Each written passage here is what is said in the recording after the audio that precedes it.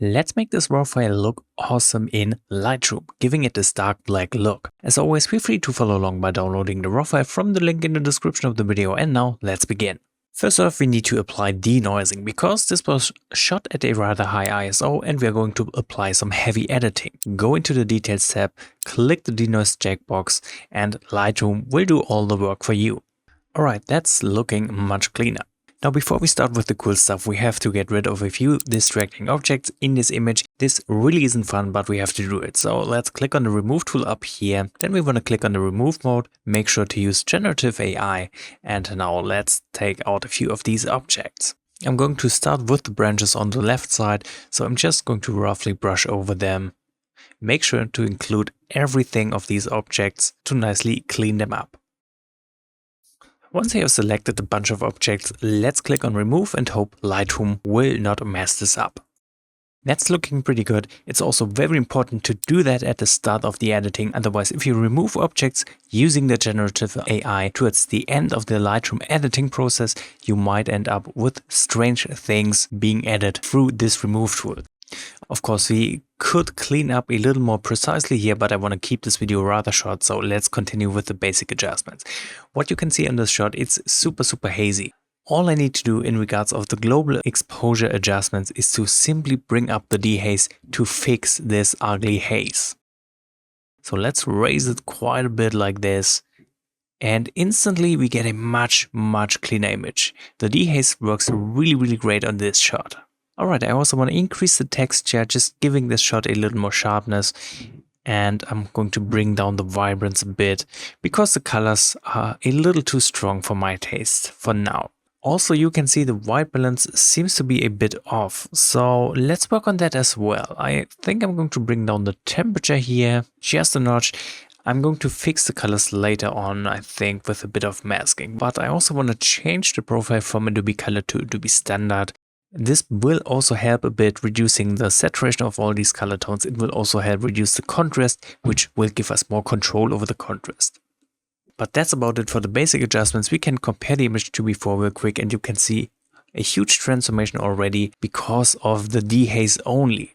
As I said, there's not much going on with the basic adjustments, but there is a lot of masking involved because we want to target very specific areas of the image in very different ways. So let's open up the masking panel, and right away let me start changing the background. All we need to do is to create a new background mask, and when working on shots like this, I highly suggest to activate the show overlay checkbox right here so you can see where the mask is applied on this image.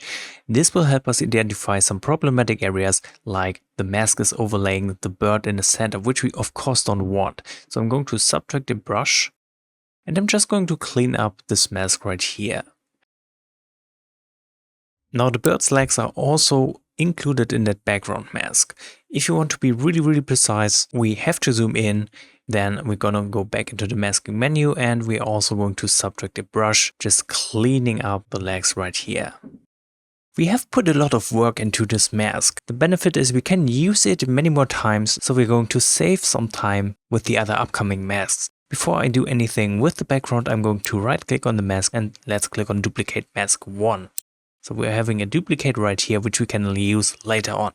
Now back to the background layer right here. What I want to do for the background is make it a lot darker, giving it that dark black look. Therefore, I'm going to drop the exposure, and I'm going to bring up the contrast. Again, this will help make the background darker.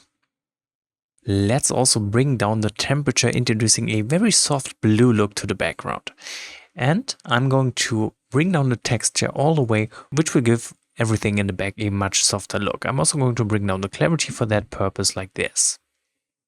Okay, that's looking really good already. We can continue working on the background with another mask. So I'm grabbing our duplicate mask from before. Let's duplicate it again, just to have another backup. Then go back to the second mask right here. I'm going to subtract a linear gradient from the left side, because from the left side I want to introduce some light coming in later on. That means I'm going to make the right side of this image darker. So let's say something like this. All I need to do now is to bring down the exposure, and we will create an even darker right side. Alright, that's looking beautiful. Then next up, let me create a radial gradient. And this will be our light effect for the left side. I'm going to make it nice and big. Of course, you want to rotate it to kind of fit the light's direction coming from the upper left corner. I'm going to make it a little bit thicker, and let's place it in a way that it's overlapping the subject like this. All right. Of course, we don't want to affect the bird itself. We want the light to be behind the subject. So we can simply say subject and choose select subject. Again, thanks to the overlay, we can see the mask isn't really clean, so we need to further modify it. I'm going to subtract a brush and simply clean up this mask right here. Okay, then for the light effect, what I want to do is to bring up the blacks. This will help tremendously already, but we can further fine tune it. I'm going to bring up the exposure, making this light really bright. So something like this. For a softer effect, what we can do is to bring down the dehaze. So let's do that. I'm going to drop it quite a bit to make this light effect really intense like this. And we can also play around a little bit with the white balance temperature, making the light warmer by increasing the temperature or colder by bringing it down. I think I'm going to bring it down a little bit just to add a hint of blue to the light like this.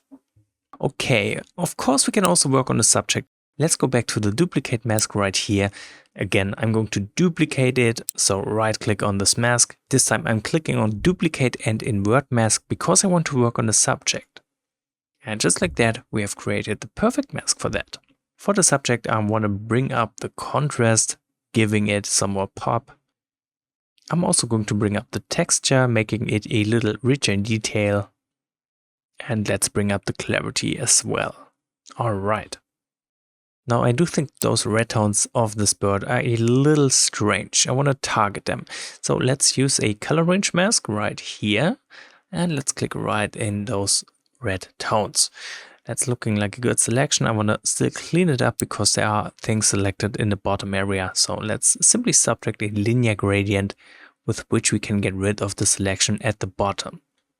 In here, I'm going to further bring up the contrast. I'm also bringing up the whites just to make this a little bit brighter. This helps really nicely to kind of separate the bird from the background a little better. And thus we're just kind of bringing the focus to the bird's head.